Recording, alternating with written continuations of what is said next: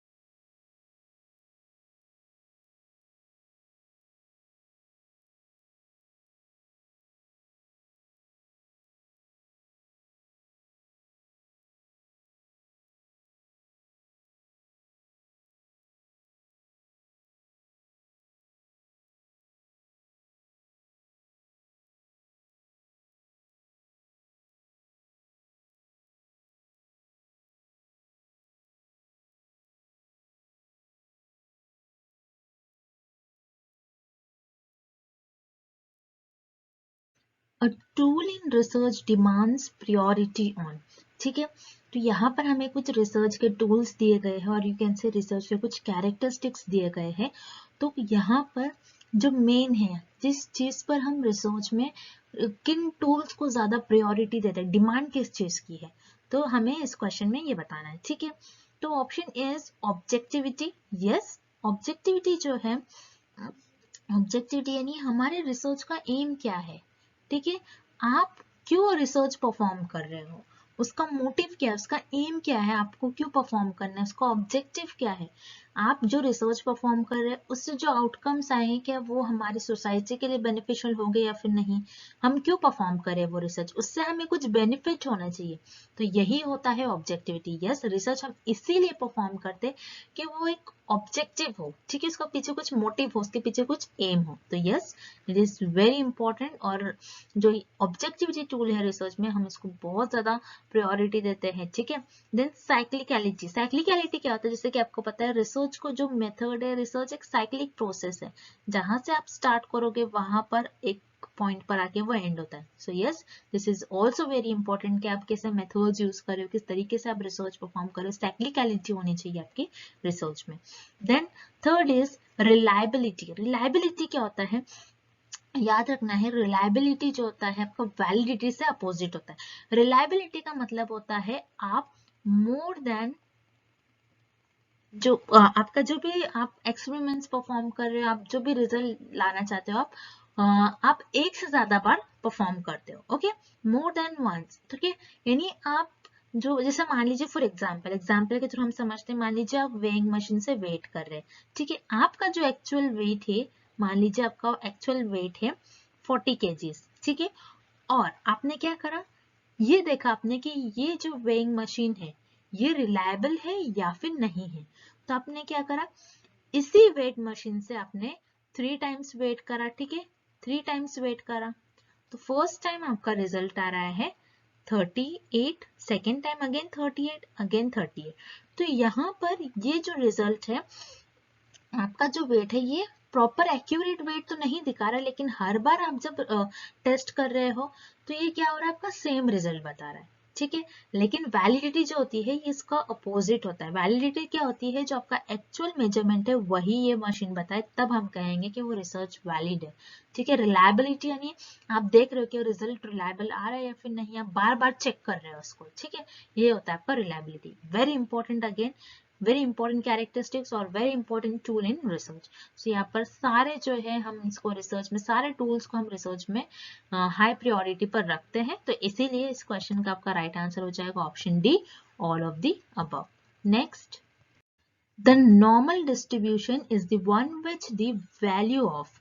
तो यहाँ पर हमें क्या पूछ रहा है कि एक आपके पास एक जो डिस्ट्रीब्यूशन, एक नॉर्मल डिस्ट्रीब्यूशन है। ठीक है, वेरी इंपॉर्टेंट, हमें क्वेश्चन में क्या पूछा जा रहा है वो आपको समझना है पहले। एक नॉर्मल डिस्ट्रीब्यूशन है। ठीक है, अगर एक नॉर्मल डिस्ट्रीब्यूशन है तो उसमें, उस डिस्ट्रीब्यूशन में आपकी वेरिएंस, स्टैंडर्ड डिविएशन या फिर मीन, मीडियन एंड मोड, इसका क्या रिलेशन होना चाहिए, इसकी वैल्यूज क्या होनी चाहिए। ठीक है, तो नॉर्मल डिस्ट्रीब्यूशन क्या होता है आपको पहले ये पता होना चाहिए।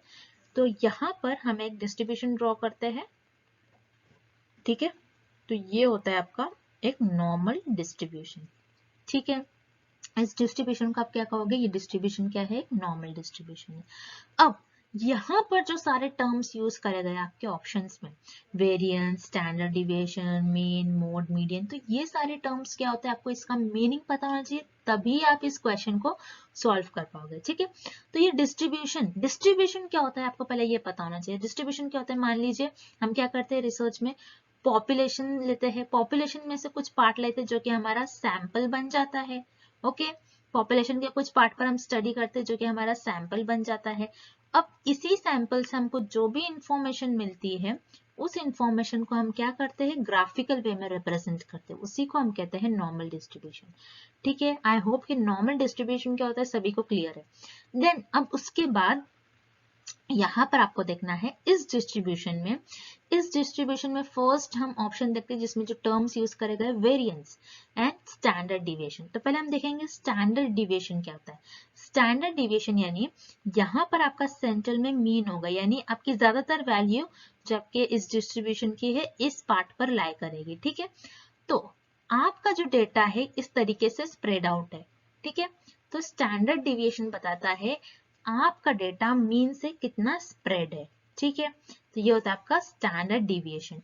अब वेरिएंस क्या होता है? वेरिएंस जो होता है आपका ये होता है स्टैंडर्ड डिविएशन का स्क्वायर। ठीक है, वेरी सिंपल। स्टैंडर्ड डिविएशन यानी आपका डेटा मीन से कितना स्प्रेड है। ठीक है, और वेरिएंस क्या होता है? स्टैंडर्ड डिविएशन का स्क्वायर। देन मोड क्या होता है? आपके डेटा में जो सबसे ज्यादा बार वैल्यूज रिपीट हो रही है। मीडियन होता है आपके डेटा की सेंट्रल वैल्यू। ठीक है, सेंटर या फिर मिडिल वैल्यू। एंड मीन क्या होता है? आपके डेटा का एवरेज वैल्यू। ठीक है, तो याद रखिएगा जब भी आपका डिस्ट्रीब्यूशन एक नॉर्मल डिस्ट्रीब्यूशन है तो देखेंगे आप, अगर मैं इस ग्राफ को दो इक्वल पार्ट्स में कट कर दूं तो ये मेरा हो जाएगा सेंट्रल पार्ट। ठीक है, ये मेरा क्या होगा? सेंट्रल पार्ट, जिसे हम कहते हैं मीडियन। मीडियन यानी सेंटर, तो ये हो जाएगा आपका मीडियन इस केस में। मीन भी इधर ही आएगा क्योंकि आपकी ज्यादातर वैल्यूज किस एरिया में लाई कर रही है? इस एरिया में। ठीक है, तो ये क्या हो गया आपका? ये भी हो गया आपका मीन हो गया। ठीक है, अब मोड क्या है होता है? मोड कि आपकी ज्यादातर वैल्यू किधर लाई कर रही है। ठीक है, ज्यादातर वैल्यू यानी जैसे मान लीजिए आपके पास एक इंफॉर्मेशन, आपके सैंपल की इंफॉर्मेशन कुछ इस तरीके से कि आपने 7th स्टैंडर्ड के स्टूडेंट्स के कुछ अपने 5 स्टूडेंट्स के कुछ स्कोर्स लिए, किसी के 80 है, किसी के 85 है, एक स्टूडेंट्स के अगेन 80 है, देन दूसरे के अगेन 80 है और किसी का 89 है। तो जैसे कि आप देख रहे हो यहाँ पर इस डेटा में 80 जो वैल्यू सबसे ज्यादा बार रिपीट हो रही है, तो यहाँ पर लाई करेगी आपकी 80 वैल्यू। ठीक है, तो आपका जो है मोड भी इसी एरिया में लाई करेगा। तो याद रखना है जब भी आपका डिस्ट्रीब्यूशन एक नॉर्मल डिस्ट्रीब्यूशन हो तो उस केस में आपके जो मीन की वैल्यू होगी, मीडियन की वैल्यू होगी और मोड की वैल्यू होगी, ये क्या होगी? आपकी सेम होगी। ठीक है, तो इसीलिए इस क्वेश्चन का करेक्ट ऑप्शन हो जाएगा option C, mean, median and mode क्या हो गया इस केस में? सेम। ठीक है, नेक्स्ट। तो अगेन इस क्वेश्चन में हमें बताया जा रहा है कि पूछा जा रहा है कि मीन, मीडियन एंड मोड ये क्या होते हैं। ठीक है, सो मीन, ठीक है, मीन यहाँ पर क्या होगा और मीडियन एंड मोड ये तीनों भी क्या होते हैं? वेज ऑफ सैम्पलिंग होते हैं। नहीं, जैसे वेज ऑफ सैम्पलिंग का मतलब क्या हो जाएगा? Types of sampling. ये सैंपल कलेक्ट करने का मेथड नहीं होता है आपका।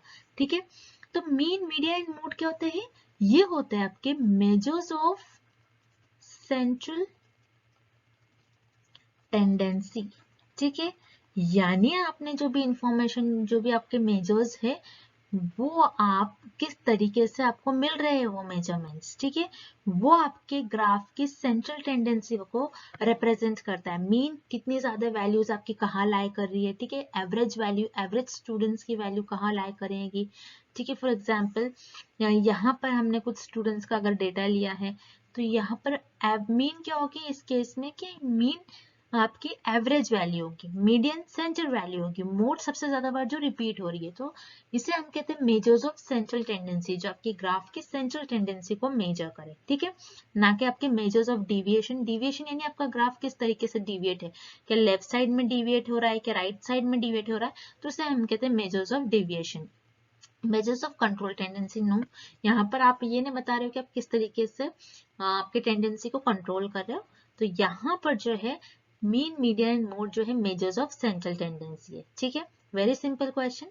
तो यहाँ पर ना ही वेज ऑफ सैम्पलिंग है, ना ही मेजर्स ऑफ डिविएशन है, ना ही मेजर्स ऑफ सेंट्रल टेंडेंसी है। तो इसीलिए आपके इस क्वेश्चन का राइट आंसर हो जाएगा option D, none of the above. ठीक है, next. A type of probability sampling method.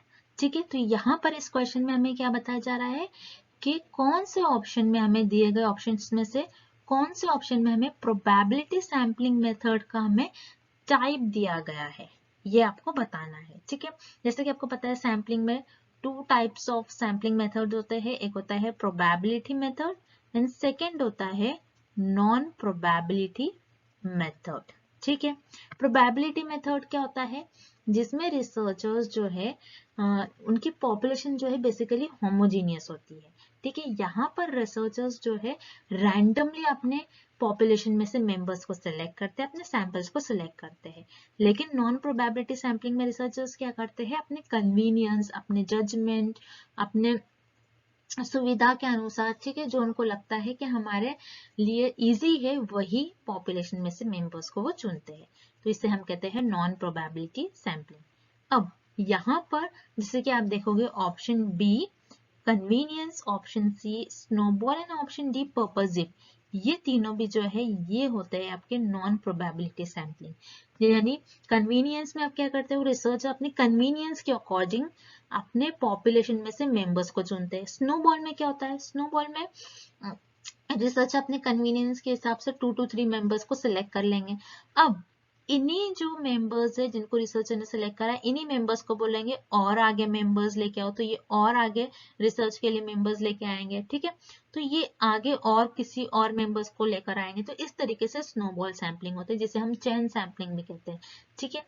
Then उसके बाद है purposive. Again purposive sampling word से ही मीनिंग है, रिसर्चर यहाँ पर अपने पर्पस के अकॉर्डिंग, उनका जो स्टडी का पर्पस है उसके ही अकॉर्डिंग पॉपुलेशन में से मेंबर्स को चुनेंगे। तो यहाँ पर कन्वीनियंस, स्नोबॉल एंड पर्पसिव ये जो होते हैं नॉन प्रोबेबिलिटी मेथड के टाइप होते हैं। लेकिन यहाँ पर जो क्लस्टर सैम्पलिंग है ये होता है आपका प्रोबेबिलिटी मेथड, सैम्पलिंग मेथड, ठीक है। सो क्लस्टर सैम्पलिंग क्या होता है, तो आपको ये फिगर के थ्रू इजीली आप समझ सकते हो यहाँ पर क्लस्टर सैम्पलिंग बेसिकली होता क्या है, ठीक है। तो जैसे कि इस फिगर को आपको देखना है, फिगर को हम देखते हैं, यहाँ पर क्लस्टर सैम्पलिंग में क्या होता है, पॉपुलेशन जो होती है आपकी होमोजेनियस होती है, जो कि बहुत ज्यादा लार्ज होती है। क्लस्टर्स यानी बहुत ज्यादा ह्यूज अमाउंट में क्लस्टर्स, ग्रुप्स, ठीक है। तो आप क्या करते हो, पॉपुलेशन में से आपके जो आप ग्रुप्स बनाते हो, बहुत ज्यादा पॉपुलेशन होती है, बहुत ज्यादा पॉपुलेशन क्या, जैसे मान लीजिए फॉर एग्जांपल यहाँ पे 3-3 का इन्होंने ग्रुप बनाया, आप किसी भी तरीके से बना सकते हो, 4-4 का बना सकते हो, 5-5 का बना सकते हो। तो इस तरीके से हमने क्या करा, बहुत ज्यादा पॉपुलेशन में से कुछ पॉपुलेशन को लिया और हमने यहाँ पर उनका क्लस्टर्स डिजाइन कर लिया, यानी उनका यहाँ पर हमने ग्रुप बना लिया, ठीक है। जैसे कि आप देख रहे हैं यहाँ पर 1 2 3 4 5 6 ग्रुप्स है। अब 6 ग्रुप में से हमने क्या करा, सिर्फ 2 ही ग्रुप को चुन लिया, जो कि हमारा सैंपल बन गया। तो यहाँ पर आप एक एक मेंबर नहीं लोगे हर एक ग्रुप से, आपको होल क्लस्टर आपको सिलेक्ट करना है। जैसे कि यहाँ पर उन्होंने फर्स्ट क्लस्टर सिलेक्ट करा है एंड देन ये वाला क्लस्टर सिलेक्ट करा है। तो बोलने का मतलब यहाँ पर ये है कि यहाँ से एक मेंबर, यहाँ से एक मेंबर, आप ऐसा नहीं सिलेक्ट करते हो, बल्कि आपको होल ग्रुप सिलेक्ट करना होता है, ठीक है, पूरा का पूरा group as a sample select करना होता है। इसीलिए इसको हम कहते हैं क्लस्टर, ग्रुप्स को हम क्लस्टर भी कहते हैं।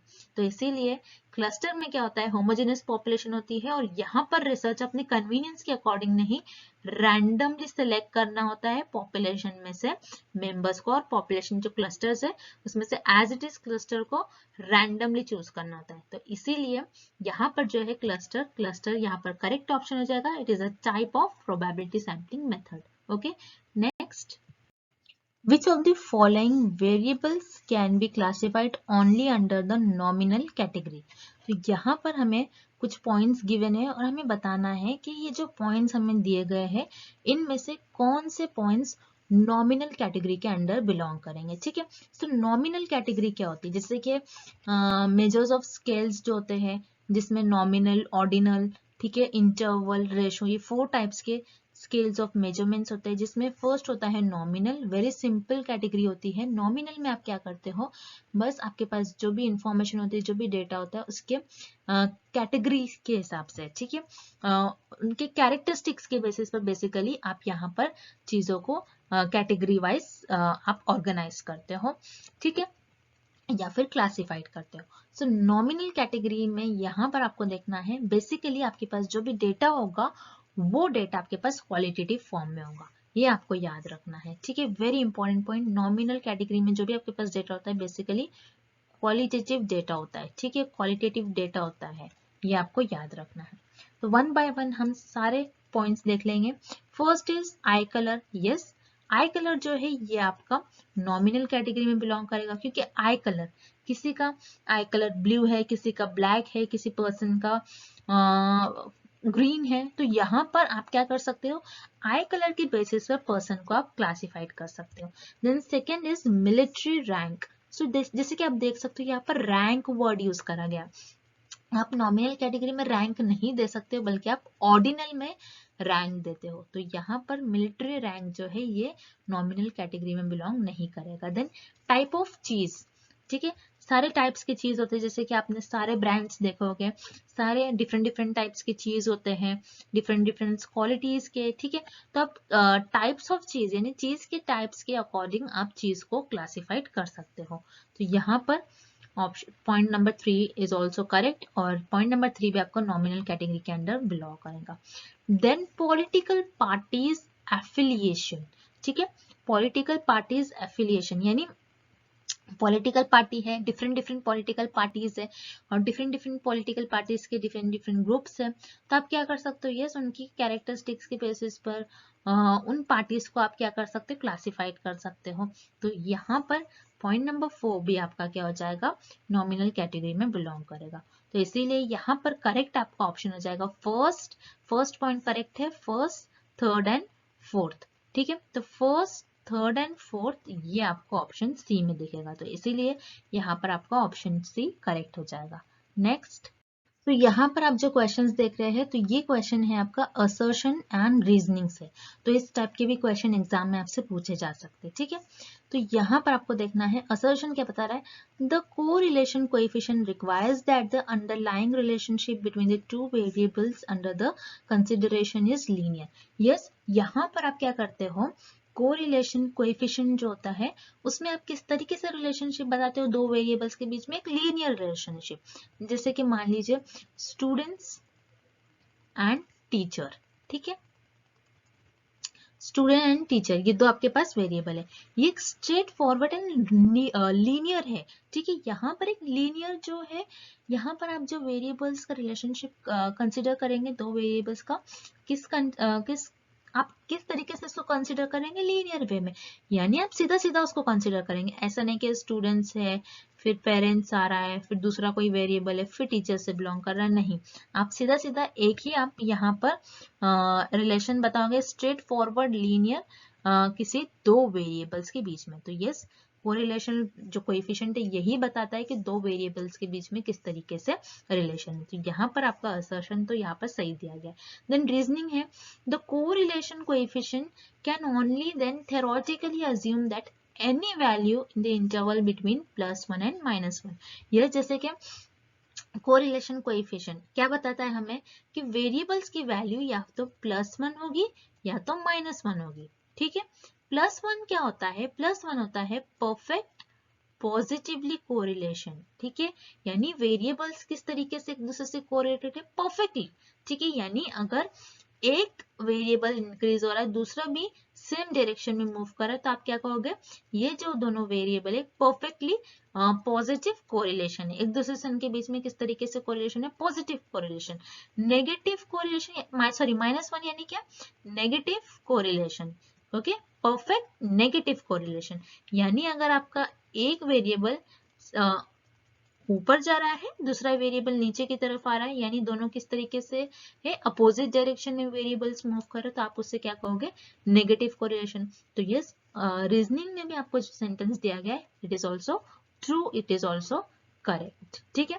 तो इसीलिए इस क्वेश्चन का आपका करेक्ट ऑप्शन हो जाएगा, आपका असर्शन भी सही है, रीजनिंग जो स्टेटमेंट दिया गया है वो भी करेक्ट है। तो इसीलिए इस क्वेश्चन का आपका करेक्ट ऑप्शन हो जाएगा, both assertion and reasoning are true. Okay, next question. So इस क्वेश्चन में हमें क्या पूछा जा रहा है, the distribution shown in the diagram indicates. So ये हमें कुछ इस तरीके से डायग्राम यहाँ पर दी गई है, और हमें बताना है कि जो डिस्ट्रीब्यूशन है ये क्या इंडिकेट कर रहा है, क्या पॉजिटिव स्क्यूड है, नेगेटिव स्क्यू है, नॉर्मल डिस्ट्रीब्यूशन है, या फिर इनमें से कुछ भी नहीं है। तो याद रखना है, जैसे कि आपको मैं सिंपल मेथड बता दूं, यहाँ पर आपका जो डेटा है, यहाँ से आपका डेटा लेफ्ट साइड की तरफ जो है ज्यादा झुक रहा है, यानी ज्यादातर वैल्यूज आपके इस रीजन में लाई कर रही है, ठीक है। अगर आपका जो डेटा है लेफ्ट साइड में ज्यादातर झुका हुआ है, तो उससे हम कहते हैं, उस डिस्ट्रीब्यूशन को कहते हैं हम नेगेटिव स्क्यू। और पॉजिटिव स्क्यू किस तरीके से, किस डिस्ट्रीब्यूशन को कहोगे, जो कि राइट साइड में स्क्यूड है, ठीक है, यानी राइट साइड में अगर आपका डेटा कुछ इस तरीके से, यानी आपका डेटा अगर आपका डिस्ट्रीब्यूशन अगर कुछ इस तरीके से होता है आपका डायग्राम, तो वो उस केस में होता है पॉजिटिव स्क्यू। और नेगेटिव स्क्यू हम क्यों बोल रहे हैं, क्योंकि यहाँ पर आपका जो डेटा है लेफ्ट साइड में ज्यादातर झुका हुआ है, लेफ्ट साइड में आपका डेटा ज्यादातर स्प्रेड आउट है, तो इसीलिए इसे हम कहते हैं नेगेटिव स्क्यू। और नॉर्मल डिस्ट्रीब्यूशन तो आप सभी को पता है, नॉर्मल डिस्ट्रीब्यूशन आपका कुछ इस तरीके से डेटा होगा। ठीक है, और डायग्राम होगी आपकी नॉर्मल डिस्ट्रीब्यूशन की। तो ये जो डिस्ट्रीब्यूशन है आपका, ये एक नेगेटिव स्क्यूड डिस्ट्रीब्यूशन है, क्योंकि यहाँ पर नेगेटिव साइड में आपकी ज्यादातर वैल्यू लाई करेगी। तो इसीलिए इस क्वेश्चन का आपका करेक्ट ऑप्शन हो जाएगा option B, negative skew. Okay, next, key characteristics of experimental research design are. ठीक है, तो यहाँ पर हमें एक्सपेरिमेंटल डिजाइन की बेसिकली जो मेन कैरेक्टरिस्टिक्स है उसके बारे में पूछा जा रहा है। Option 1 is randomisation. यस, अगर आप एक्सपेरिमेंटल रिसर्च परफॉर्म करते हो तो इसमें जो आप वेरिएबल्स चूज करते हो, ठीक है, जो आप वेरिएबल्स लोगे और जिस फैक्टर्स पर आप रिसर्च करते हो, तो उसको वो जो आप वेरिएबल्स लोगे और किसी चीजों पर आप रिसर्च कर रहे हो, तो उसके लिए आपको क्या होगा, रैंडमाइजेशन, रैंडमली आपको सिलेक्ट करना होगा वेरिएबल्स को। ठीक है, देन यहाँ पर आपका जो है second, control of extraneous variable. Yes, it is also an की कैरेक्टर ऑफ एक्सपेरिमेंटल रिसर्च। ठीक है, कंट्रोल ऑफ एक्सट्रेनियस वेरिएबल, जैसे कि आपको पता है जब भी हम रिसर्च करते हैं independent variable and dependent variable के बीच में, इंडिपेंडेंट वेरिएबल का हम इफेक्ट देखते हैं डिपेंडेंट वेरिएबल पर। तो इस स्टडी में क्या होता है, समटाइम्स एक्सट्रेनियस वेरिएबल यानी एक्स्ट्रा वेरिएबल आते हैं जो कि हमारे स्टडी का पार्ट नहीं होते, लेकिन वो हमारे स्टडी को अफेक्ट करते हैं। तो इसीलिए रिसर्चर को एक्सट्रेनियस वेरिएबल को कंट्रोल करना ही पड़ता है, बहुत जरूरी होता है। तो यहाँ पर randomization, control of extraneous variable, ये दोनों भी मेन कैरेक्टर है एक्सपेरिमेंटल रिसर्च के। And option 3 is manipulation. It is also the main characteristics of or key characteristics of experimental research. ठीक है, मैनिपुलेशन क्या होता है, चेंजेस, हेर फेर करना। जैसे कि आपको पता है एक्सपेरिमेंटल रिसर्च में जो इंडिपेंडेंट वेरिएबल होता है, इसको रिसर्च अपने रिसर्च में क्या करते हैं, मैनिपुलेट करते हैं, यानी उसमें चेंजेस करते हैं, उसमें हेरफेर करते हैं, ये देखने के लिए वो किस तरीके से डिपेंडेंट वेरिएबल पर अपना इफेक्ट दिखा रहा है, अपना इफेक्ट दिखा रहा है। ठीक है, तो यहाँ पर basically randomization, control of extraneous variable and manipulation, ये जो तीनों भी है, ये रिसर्च में और एक्सपेरिमेंटल रिसर्च के मेन कैरेक्टरिस्टिक्स है। याद रखना आपको, एक्सपेरिमेंटल रिसर्च के की कैरेक्टरिस्टिक्स आपके तीनों भी होते हैं। तो इसीलिए इस क्वेश्चन का आपका करेक्ट ऑप्शन हो जाएगा option D, all of the above. Okay, next. ठीक है, तो यहाँ पर हमें इस क्वेश्चन में मैच करना है लिस्ट 1 को विथ लिस्ट 2। ओके, तो लिस्ट 1 हमें यहाँ पर क्या दी गई है, लाइकर्ट स्केल। लाइकर्ट स्केल जिसे हम 5 पॉइंट स्केल भी कहते हैं। ठीक है, लाइकर्ट स्केल क्या होता है, 5 पॉइंट स्केल। अब यहाँ पर जो टाइप्स ऑफ स्केल्स होते हैं आपकी लाइकर्ट, ठीक है, जो सारे टाइप्स ऑफ स्केल्स है, चिपेट टेबल क्या होता है, ये डिटेल में मैंने इन सारे टाइप्स ऑफ स्केल्स पर लेक्चर में आपको डिटेल में एक्सप्लेन करा है, तो आपको वो सेशन मेरा देखना है। ठीक है, तो लाइकर्ट स्केल क्या होते हैं, 5 पॉइंट स्केल होते हैं, जिसमें आप बताते हो कि आपको बेसिकली एक क्वेश्चनर दिया जाता है जिसमें लिस्ट ऑफ क्वेश्चंस होते हैं, जिसमें आपको बताना होता है कि आप अग्री हो रहे हैं उस स्टेटमेंट से, आप डिसअग्री हो रहे हो उस स्टेटमेंट से, या फिर आप अग्री हो, आप स्ट्रांगली अग्री हो या फिर नहीं हो। तो यहाँ पर आपके पास जो भी इंफॉर्मेशन होती है लाइकर्ट स्केल में, तो ये क्या होती है, क्वालिटेटिव टाइप की होती है, आपको उसमें अग्री या फिर डिसअग्री बताना होता है। ठीक है, तो लाइकर्ट स्केल ये क्वालिटेटिव अप्रोच होती है। तो फर्स्ट का हो गया हमारा third. Second, Tippett table. Tippett table क्या होता है, याद रखना आपको, टिपेट टेबल होता है आपका जिसमें आप 4 पॉइंट्स और 4 डिजिट नंबर जो है रैंडमली सिलेक्ट करते हो, तो इसे हम कहते हैं रैंडम सैम्पलिंग। क्योंकि क्या होता है, टिपेट टेबल में आप जो 4 डिजिट नंबर है उसको किसी भी तरीके से रैंडमली आप टिपेट टेबल, ऐसा होता है एक टेबल होता है जिसमें बहुत सारी 4 डिजिट नंबर्स की वैल्यू होती है। अब यहाँ पर अगर आप सैम्पलिंग मेथड यूज करिए या फिर कोई आप बेसिकली सैंपल्स पे रिसर्च करते हो, तो आप टिपेट टेबल से कुछ भी वैल्यू आप सिलेक्ट कर सकते हो रैंडमली। ठीक है, then after that quota sampling. ठीक है, कोटा क्या है, एक सैम्पलिंग है जिसके थ्रू आप रिसर्च में आपके सैंपल सेलेक्ट करते हैं, नॉन प्रोबेबिलिटी टाइप की सैम्पलिंग होती है कोटा सैम्पलिंग। देन यहाँ पर पॉइंट 4 है स्टैटिस्टिकल इन्फेरेंस। स्टैटिस्टिकल इन्फेरेंस यानी कुछ ऐसा कुछ ऐसा आपके पास थ्योरी होगी, ठीक है, आपके पास कुछ स्टेटमेंट होगा जिसके बेसिस पर आप कुछ गेसेस दोगे, ठीक है, आप कुछ जजमेंट करोगे, ठीक है। तो स्टैटिस्टिकल इन्फ्रेंस बेसिकली क्या होता है, हाइपोथेसिस होता है, क्योंकि हम जैसे कि आपको पता है हाइपोथेसिस क्या होता है, हाइपोथेसिस बेसिकली रिसर्चर गेसेस करते हैं अपने नॉलेज के अकॉर्डिंग, उनको जितनी भी नॉलेज होती है उनके बेसिस पर वो गेसेस करते हैं और उसी गेसेस को अपनी रिसर्च में टेस्ट करते हैं। एक टेंटेटिव स्टेटमेंट होता है, तो उसी को हम कहते हैं स्टैटिस्टिकल इन्फेरेंस, ठीक है। तो जैसे कि आप यहाँ पर देख रहे हो फर्स्ट का थर्ड पॉइंट है, ठीक है, फर्स्ट का थर्ड हमें डायरेक्टली ऑप्शन नंबर 4 में दिया गया है। तो अगर आपको जैसे फर्स्ट का आंसर आ रहा है, ठीक है, सेकंड का भी अगर आ रहा है, क्योंकि सेकंड का 4 दिया है, तो आप इस तरीके से आप अगर आप एक भी गेस करते हो आंसर तो आप इजीली ऑप्शंस को मार्क कर सकते हो, ठीक है। तो ऑप्शन सारे में बहुत डिफरेंट दिया गया है, तो आपको अगर एक भी आंसर आ रहा है तो आपको एक भी आंसर अगर आ रहा है मैच द फॉलोइंग से, तो आप करेक्ट आंसर डायरेक्टली मैच कर सकते हैं। तो इसीलिए इस क्वेश्चन का आपका करेक्ट ऑप्शन हो जाएगा पॉइंट नंबर और ऑप्शन 4, फर्स्ट का थर्ड, सेकंड का फोर्थ एंड थर्ड का फर्स्ट एंड लास्ट फोर्थ का सेकंड, ठीक है। तो इस तरीके से आपका जो पेयर है लिस्ट 1 से हमने लिस्ट 2 मैच कर दिया। सो that's it and thank you for watching this video. Good luck with your preparation and see you tomorrow with another video.